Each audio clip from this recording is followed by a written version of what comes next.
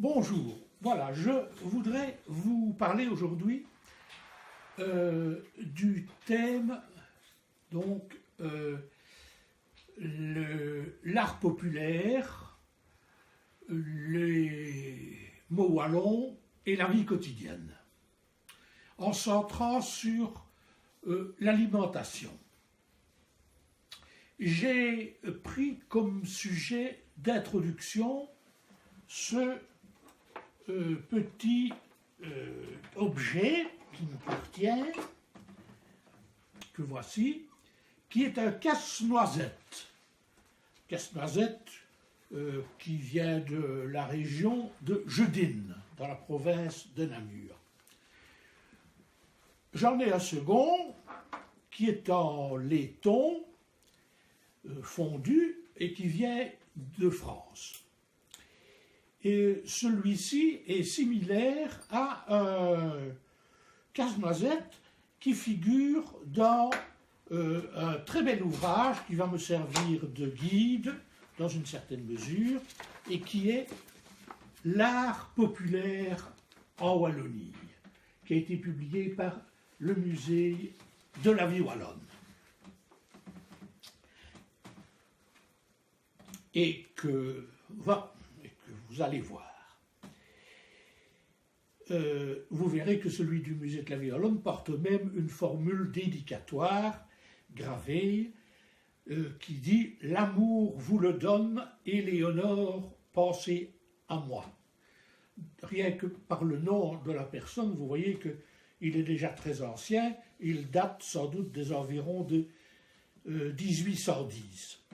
Si j'ai choisi un casse-noisette, la noisette et le noix, pour introduire mon petit exposé, c'est que les noix et les noisettes étaient, d'après Galien, le grand médecin du 2e, 3e siècle, ici, les noisettes étaient souvent consommées en apéritif, au début d'un repas, pour ouvrir l'appétit.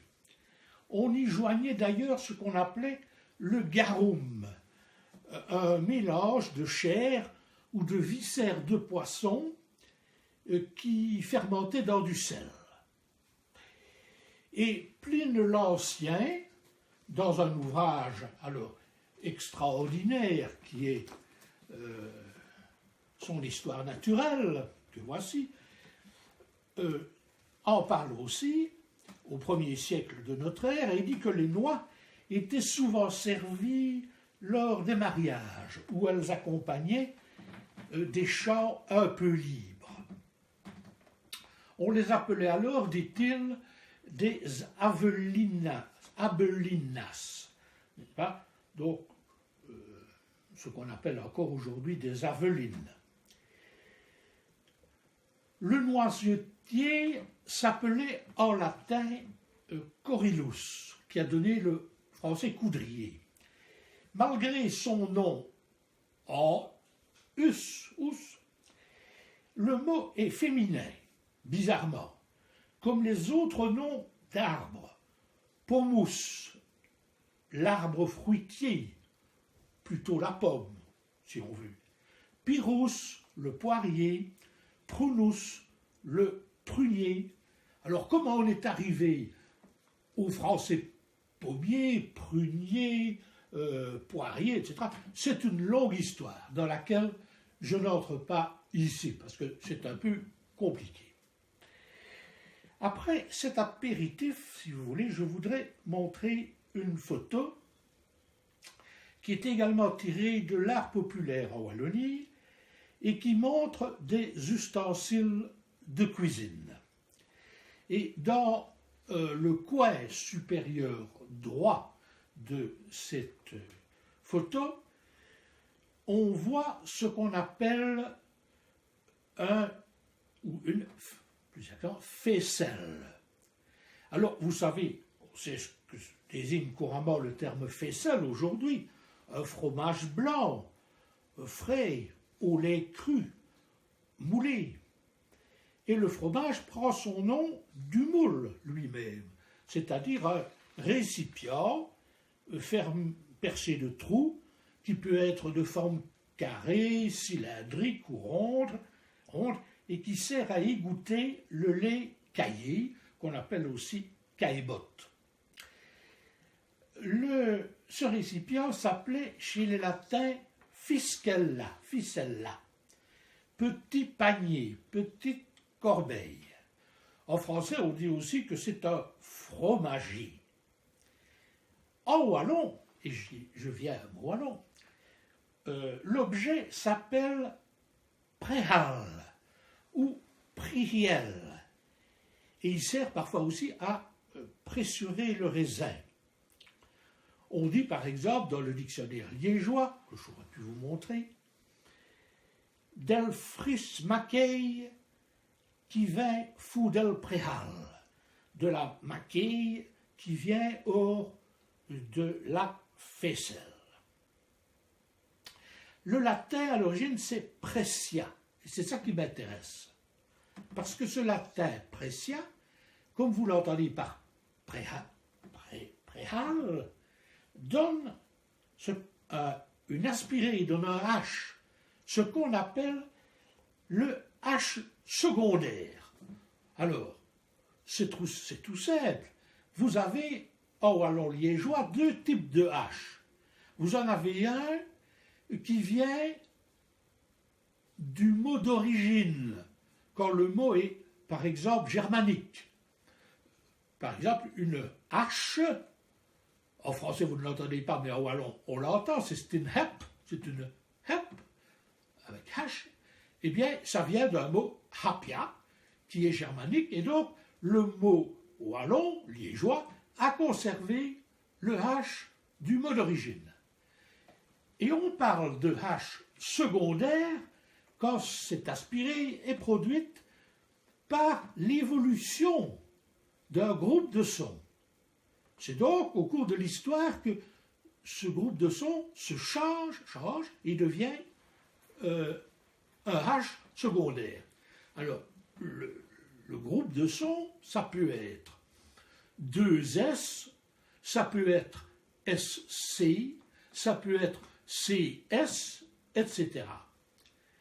Le cas le plus frappant, ici, c'est celui du mot poisson, qui se dit, comme tout le monde le sait à Liège, l'hyperon, avec H, péron, hein, et qui vient de piscionem, SC, piscionem. Mais vous avez aussi des cas qui proviennent d'une autre association de sons.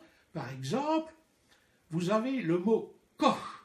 Une coche, c'est une branche, littéralement, et ça vient du latin coxa, coxa, qui voulait dire une hanche, qui a donné le français cuisse, mais en latin c'était hanche. Une hanche, comme le savent les médecins, et notamment mes amis, mon ami, le secrétaire perpétuel de l'Académie, qui est médecin, Yves Namur, une coxalgie, c'est une affection de la hanche, pas de la cuisse. Alors, le H secondaire a fait l'objet d'une étude d'un professeur qui a été mon professeur à l'Université de Liège, qui était un des grands dialectologues du XXe siècle, et qui était Louis Remacle, qui était originaire de la Glaise, qu'on a Remacle, qui en wallon se disait Roumac, et qui appartenait à le nom était typique, était le nom d'une grande famille dont il y avait beaucoup de représentants en Wallonie. Mais je m'arrête sur ça. Et Louis Remacle, qui était né en 1910, est mort en 1997, et il a été membre de l'Académie de langue et littérature française de Belgique.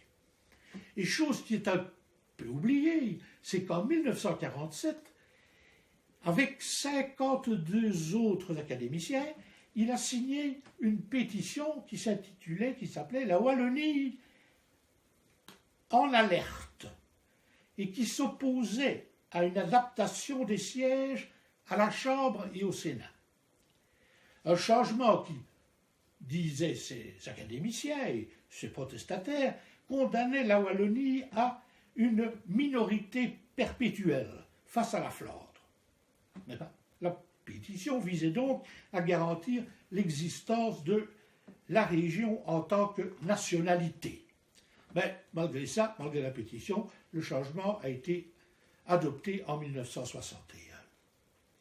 Je vais donc montrer maintenant la carte numéro 76 de ce qu'on appelle l'Atlas linguistique de la Wallonie, c'est-à-dire une grande entreprise qui, à l'instar de l'Atlas linguistique de la France, a été entreprise par Jean Host vers 1920, même un peu avant, et qui repère donc toutes les formes d'un mot prises par un mot dans les provinces wallonnes.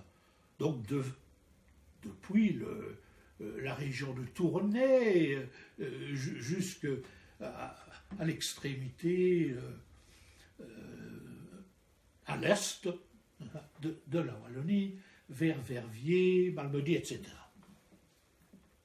Alors, sur cette carte, qu'est-ce qu'on voit? Eh bien, on voit que le H secondaire de celui de Perron est localisé strictement, si je vais dire, dans l'Est wallon, c'est-à-dire dans la région de Waremme, la région de Liège, dans l'arrondissement de Verviers, l'arrondissement de Malmedy. Alors dans le nord, dans une partie nord de l'arrondissement de Marche, et ça jusque... Alors vous avez des numéros qui indiquent sur la carte les localités. Vous avez MA 24, c'est Bef, c'est à hauteur de Marche. Et vous avez aussi le nord de l'arrondissement de Bouillon. Ici, vous avez BO6, c'est Bihain, ou BO7, c'est Bovigné. Mais vous voyez que dans les autres régions, on a d'autres formes. Là. Alors, certaines concernent, par exemple, Yves Namur, que j'ai déjà cité, puisque lui, il est, comme il se doit être son nom, de Namur. Mais, par exemple, mon confrère Xavier Anotte, romancier, je pense, est aussi plutôt de la région de Namur. François Emmanuel, autre romancier, est de Mont-sur-Marchienne. Et il a, lui, en réalité, plutôt le type namurois, Péchon.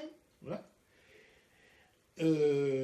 Quant à Philippe Lequeuche, alors je ne sais pas s'il est tourné, mais je sais que sa famille est en partie, ou en tout cas aujourd'hui se trouve à Tournai.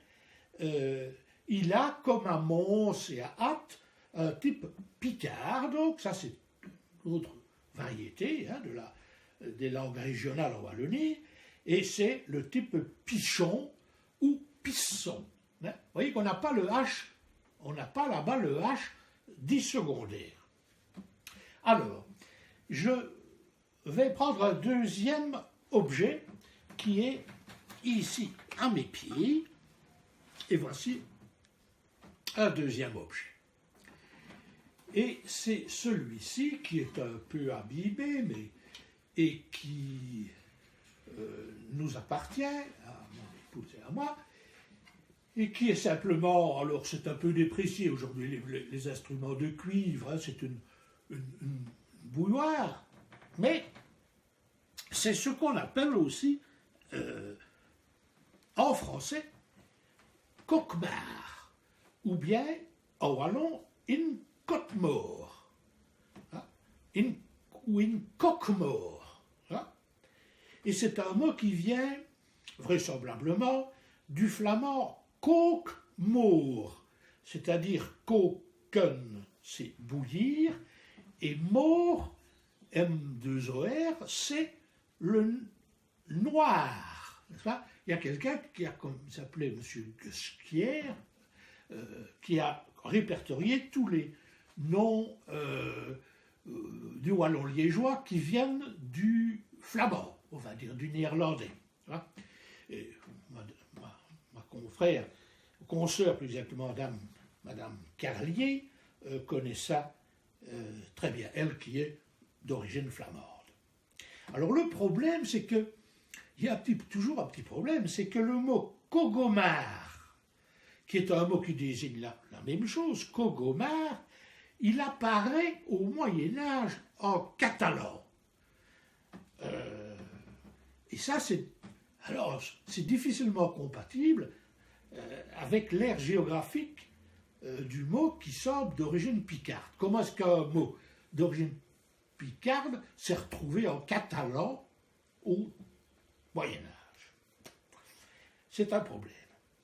Quant à Maure, qui veut dire noir, et notamment le noir, ça n'étonnera pas les amateurs de Shakespeare, puisque la pièce qui s'intitule Le Maure de Venise, The Maure of Venice, désigne un Africain. Non seulement en général une personne à la peau sombre, mais aussi un Éthiopien, un nègre, etc. On a même dit que le modèle du Maure de Venise de Shakespeare, c'était un ambassadeur marocain à la cour d'Élisabeth Ier en Angleterre. Et d'ailleurs, on peut très bien vérifier cela en voyant la maison Bassompierre, rue Nevis, la grande maison de l'éditeur Bassompierre du XVIIIe siècle, qui au-dessus, qui s'intitule le Maurian,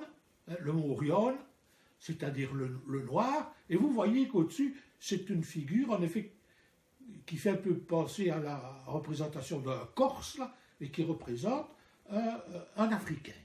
J'ai choisi évidemment cet exemple-là, et qu'on peut montrer, parce que si nous avons choisi le nom de cette maison, en quelque sorte, de cet immeuble, et de cette entreprise, pour désigner la recherche, le travail de recherche que nous avons effectué, notamment avec Madame Muriel Collard, sur les éditions clandestines liégeoises du XVIIIe siècle. C'est le site Maurian, comme on dit en général. Alors, vous voyez que dans cette carte aussi, sur la bouilloire, le type français, proche du français, bouilloire, n'est enregistré que dans la région de Tournai. Ça veut dire que c'est l'influence française qui est déjà très présente là-bas. Mais vous avez, pour le reste, à peu près 4 types principaux. Vous avez, si je passe de l'autre côté de la Wallonie, l'Est, ce qu'on appelle l'Est wallon, avec le Gaumet. On a déjà dit un peu les arrondissements, Liège, Verviers, Waremme, Namur, Marche, etc. Mais pour le Gaumet, on a le château, Virton.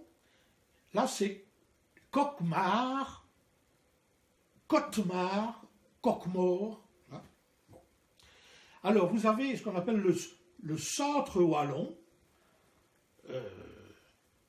c'est-à-dire l'arrondissement de Namur, avec Dinard, et une partie de Nivelles, etc.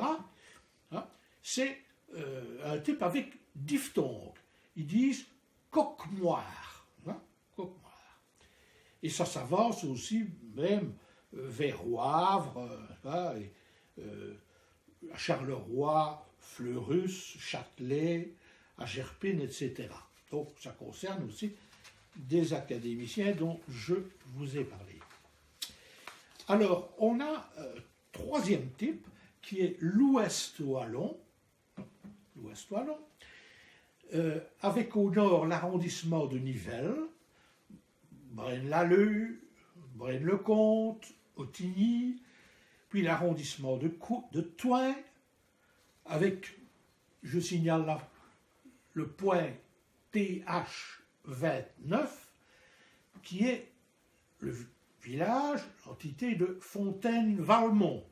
Et je la signale parce que c'est là qu'on passe, quand on prend l'autoroute pour aller vers Mons en venant de Liège, c'est là qu'on passe à la frontière linguistique, à ce qui a été déterminé par les dialectologues, notamment par Louis Remacle et ses élèves, comme étant la frontière linguistique entre le wallon et le picard. Il est très majoritaire, ce qui constitue les traits majoritaires du picard.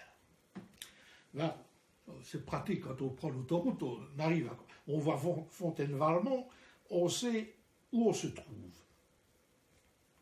Et puis vous avez alors le picard avec Mons, là, avec donc une diphtongue, Côte-Moire, Coquemoire, ou sans diphtongue, là, dans la région de ce qu'on appelle le pays des collines, Elzel.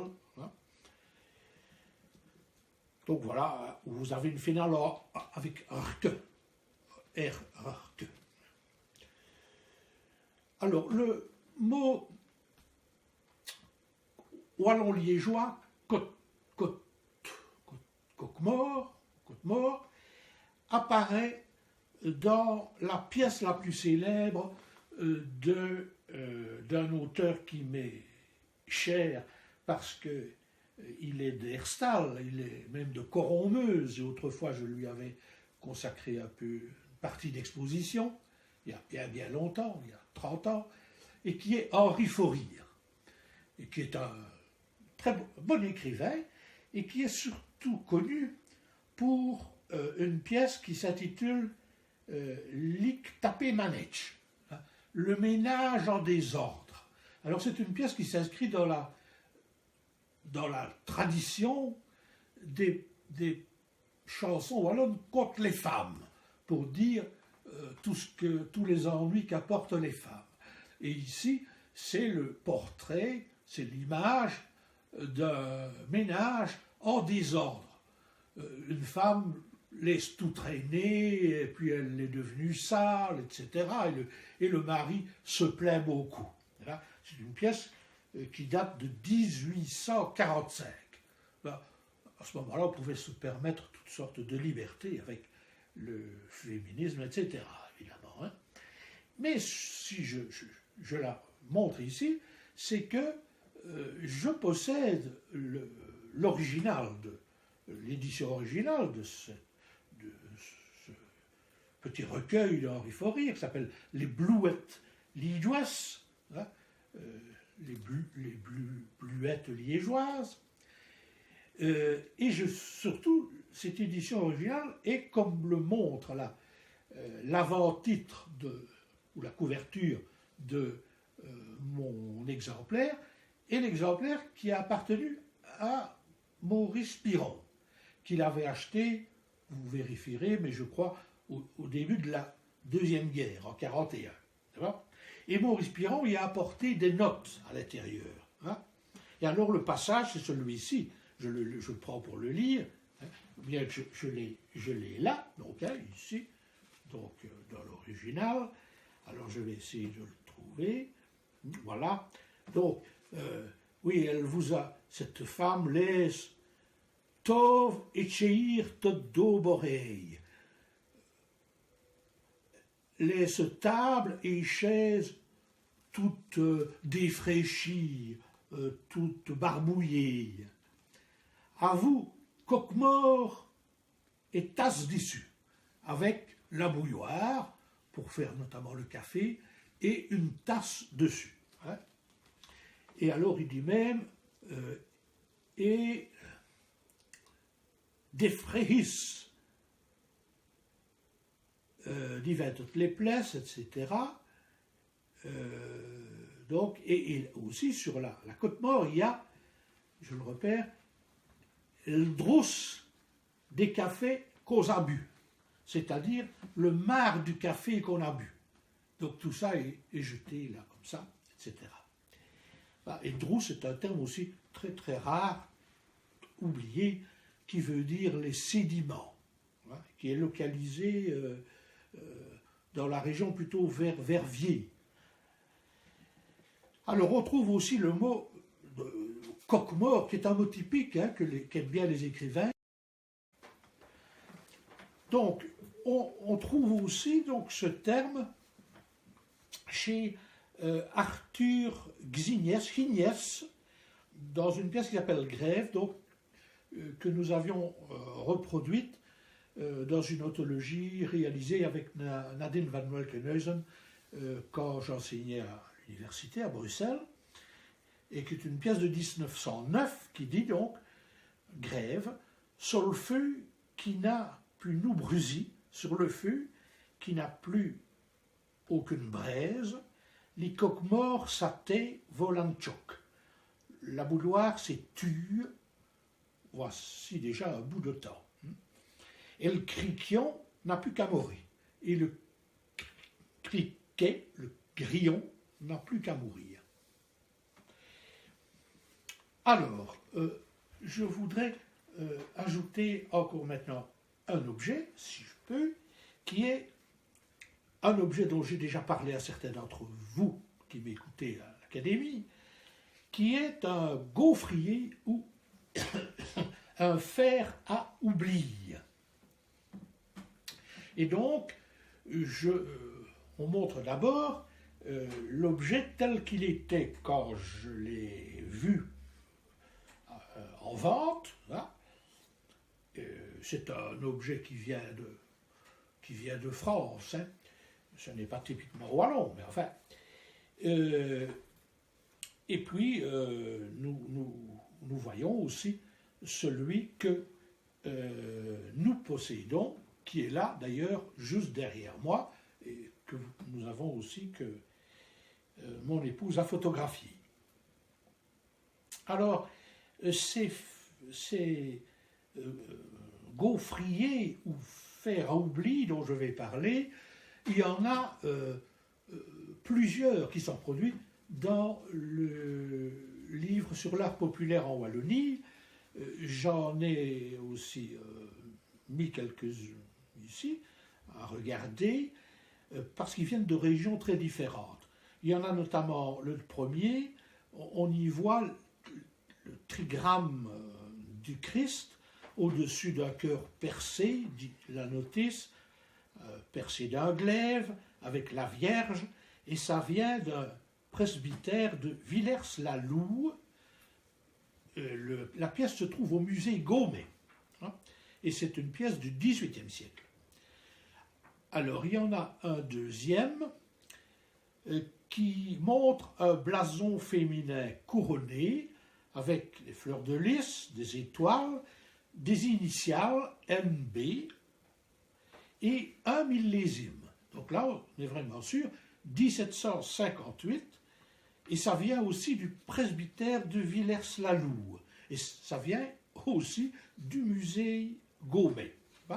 La richesse, vous voyez, de nos musées régionaux. Un troisième montre la résurrection du Christ. Et le musée de la Violonne suppose que ça vient d'une estampe, c'est copié d'une estampe peut-être du XVIe siècle ou début XVIIe siècle. Et ça vient alors d'un tout autre musée, le musée du chanoine puissant à Mons. Et une autre pièce du musée du chanoine puissant est ce fer à oubli avec une crucifixion qui peut-être aussi vient d'une estampe, et qui porte le millésime de 1722. Ce sont très belles, il y a sans doute encore d'autres oublis au musée de la Wallonne. Alors, qu'est-ce que c'était ces oublis? C'était une pâtisserie mince, de forme ronde, préparée à partir de farine et d'eau, de lait, parfois même du ton de vin blanc, avec des œufs, du sucre, parfois du miel. Ça se cuisait comme une gaufre, et puis souvent c'était roulé en cylindre. C'était roulé. Hein. D'abord c'était moulé en cylindre et roulé. En fait, c'était roulé un peu comme on mange aussi les bouquettes, quoi. Hein. À l'origine, c'était cette pâtisserie, c'était une hostie au Moyen-Âge non consacrée, qu'on sortait et qu'on servait les jours de jeûne ou les jours de fête, et qu'on donnait aux chanoines, aux moines, aux clercs, etc. Et puis après, c'est devenu une pâtisserie qu'on vendait près des églises. Et ce qui m'intéresse ici, parce que le mot d'oubli, il s'est adapté sous la même forme, à peu près, c'est le mot de gaufre, c'est le mot courant, en wallon-liégeois notamment, une waf, hein, une waf, où tout le monde reconnaît le néerlandais waffle. Hein. Et ce n'est pas pour rien que le mot est aussi très proche en néerlandais, c'est que ça vient de l'ancien francique wafla. Hein. L'ancien francique wafla. Alors, qu'est-ce que le mot désignait en ancien francique? Sans doute à la fois un gâteau et un rayon de miel. Hein? Parce qu'en allemand, Wab signifie rayon de miel. Alors, le mot est intéressant déjà en français parce que le O de gaufre, n'est-ce pas, le O, il vient, au fait, résulte de A plus L. Oui, mais dans WAF, là, vous n'avez pas A plus L, vous avez le L, mais qui vient après. Il y a donc une sorte d'anticipation du L, on a dit WALFLA, hein, et c'est de là que vient gaufre. Et puis après, le deuxième L, il est devenu R, oui, parce que les vibrantes R, L se changent parfois. Vous savez, un corridor, un collidor, etc. Et c'est devenu gaufre. Mais en wallon, c'est waf, wallon liégeois en tout cas. Alors la carte pour le mot gaufrier, qui a été établie par mon collègue, qui a même été mon professeur, M. Jean Le Chanteur, à l'Université de Liège, est une carte qui n'offre pas beaucoup d'intérêt, à part quelques cas en Picard, dans l'arrondissement de Mons ou d'Ath. Mais c'est surtout la carte gaufre ici qui est intéressante, avec ce « we » initial, qui est conservé non seulement dans l'Est wallon, dans la région de Liège, on va dire, pour simplifier, mais aussi dans une bonne partie de l'Ouest wallon, hein, région de Charleroi, où le mot est un peu instable, mais il se trouve même dans quelques points du Picard où, remarque M. le Chanteur, il n'est peut-être pas primaire, c'est-à-dire qu'il ne vient peut-être pas du W, vous voyez, du mot francique, mais il a peut-être été produit plus tard. Là. Et ça, pour ça que vous avez à tourner ville ouef, oui, ou dans la région de Mons, à Ouam, à Frameries, hein, et mot 41 et mot 44 sur la carte, vous avez Wouf, avec un ou qui ne s'entend pas trop, ou qui disparaît. Donc, pour ça qu'on ne sait pas très bien ce que représente ce W.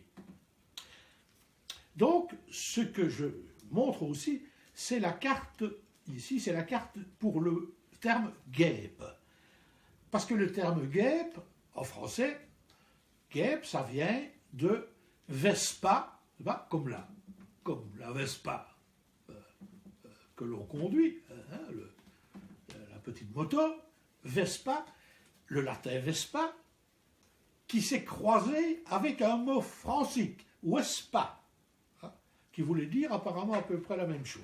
Hein.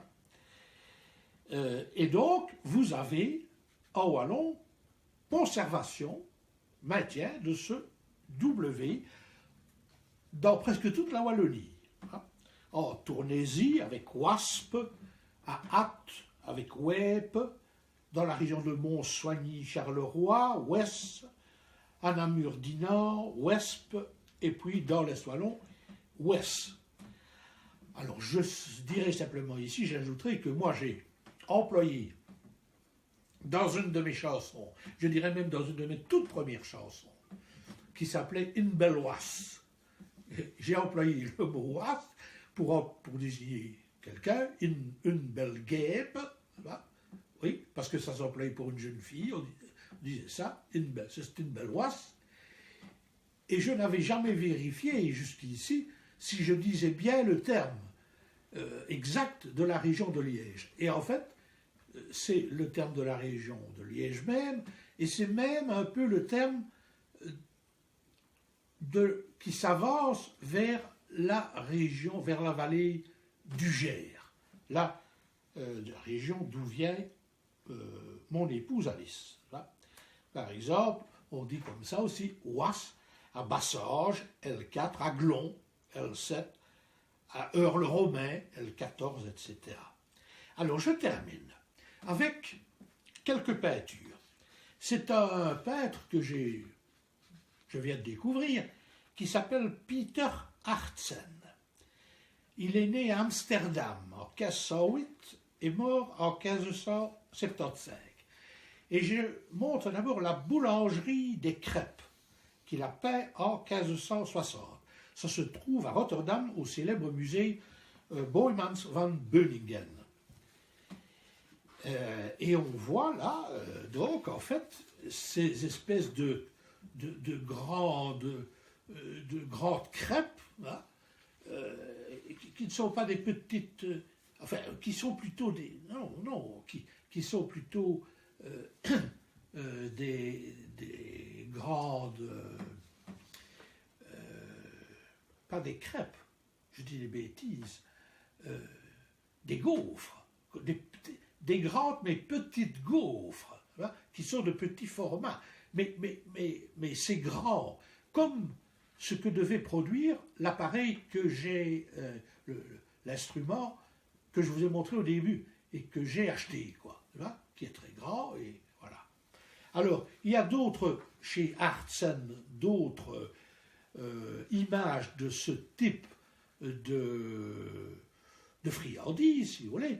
La vendeuse de légumes, par exemple, qui se trouve à Berlin, et un troisième, et je termine, qui s'intitule, alors il est plus bizarre, Le Christ et l'adultère, qui est un tableau de 1557-58, qui se trouve à Stockholm.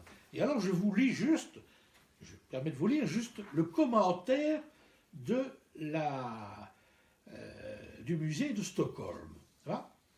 Et on voit là-dedans aussi, pas près des navets, cette espèce de grande gaufre, série de petites gaufrettes, etc. Voilà ce que dit la notice. L'artiste juxtapose le récit biblique à une scène de marché, incitant les spectateurs à réfléchir sur la relation entre l'amour et la luxure, entre l'attirance sexuelle et la séduction visuelle. Le premier plan du tableau est rempli de sous-entendus. Sur le côté gauche, un homme montre à une femme des cordes d'oignons, ceux-ci étant couramment utilisés comme aphrodisiaques. Un coq noir symbolise le mâle, et ce mâle tient en main une corbeille à œufs, qui renvoie à la poule, et dès lors, si on peut dire, à la femme. Donc il tient la femme, quasiment, là, oui. Alors je conclus en disant que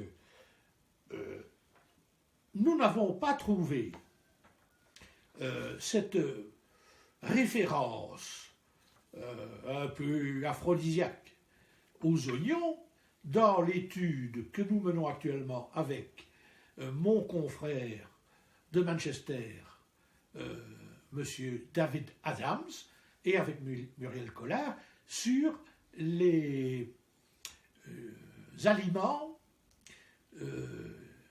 tels qu'ils sont représentés, tels qu'ils sont caractérisés dans la théorie des humeurs, des humeurs humorales, à la Renaissance, et notamment à la Renaissance, lors de la Renaissance italienne. Nous n'avons pas vu qu'on disait ça des oignons. On dit ça d'autres aliments, en particulier de la roquette. Hein. Il paraît que la roquette, ça c'était très caractéristique, c'était très reconnu comme aphrodisiaque. Et même Voltaire en parle dans les questions sur l'encyclopédie. Hein.